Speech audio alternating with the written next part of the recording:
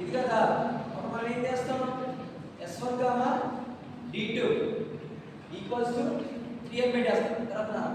తర్వాత total cost of transportation problem ఏమని ఇస్తాం? ఏదైతే మనకి ఈ వాల్యూని యాడ్ చేసుకున్నాం అంటే ఇక్కడ ఏంటి మనకి సెల్ వాల్యూ ఉంది 2 ఉంది, యూనిట్ వాల్యూ 10 ఉంది. 2 × 10 ఎంత? 20 అంతేనా?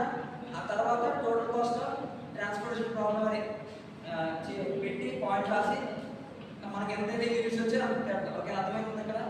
ఈ 4 పాయింట్స్ స్టెప్ బై స్టెప్ రాయాలి. తర్వాత ఫస్ట్ స్టెప్ అయిపోయింది.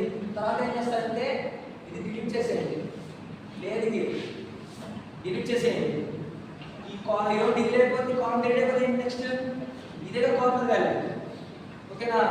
ఈ కాలమ్ వాల్యూ ఏం చేస్తారు? మనకి D1 లేదు, ఇంకా D1 పోయింది. తర్వాత ఏంటి మళ్ళీ నెక్స్ట్ అలొకేటెడ్ చేయాలంటే S1, D2 దానికి వచ్చేసరికి సెల్ వచ్చేసరికి 3 అవునా? యూనిట్ వచ్చేసరికి యూనిట్ ఏంటమ్మా? Number of units allocated 15. Next generation delete of the next generation. రో కదా, రోనా కాలమ్ తీసేసింది కదా, రోనా తీసేయాల్సింది దీనికి రోనేనా?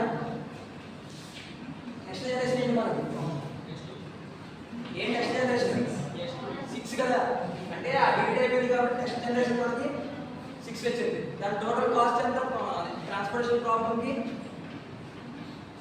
టోటల్ కాస్ట్ మనకి ఎంత ఉంటే అంత అక్కడ 15. అంటే సరే సపోజ్ 3 తీసుకోండి, 3 × 15 ఈక్వల్స్ టు టోటల్ కాస్ట్. ఓకేనా? మళ్ళీ తర్వాత తీసుకుంటారా? అర్థమైందా? నెక్స్ట్ జనరేషన్ ఏంటి మనకి? 6.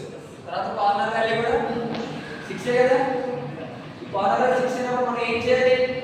సెల్ అలొకేటెడ్ ఏంటి? S1 పోయింది, D2, D3, D4 ఉందా? ఓకేనా? S2, D2 సెల్ అలొకేటెడ్ ఏంటి? 2 ఉంది. యూనిట్ ఎంత? 15 యూనిట్ ఉంది. ఇది నెక్స్ట్ జనరేషన్ ఏంటి? Next generation 13.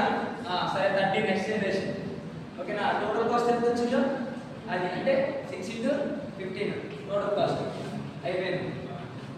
తర్వాత నెక్స్ట్ అలొకేటెడ్ సెల్ ఏంటి చెప్పండి? అలొకేటెడ్ సెల్ ఏంటి నెక్స్ట్? 13 సరే 13కి యూనిట్ ఎంత? 35. Okay, next generation 19 total cost ఎంత? రోనా కాలమ్ క్యాన్సిల్. రో అర్థమైందా? ఇప్పుడు ఏముంది? D3, D4 ఉంది. ఇక్కడ SD వరకే ఉంది. దీనికి వచ్చేంత 19 అలొకేటెడ్ సెల్. యూనిట్ వచ్చేసరికి 20. ఓకేనా?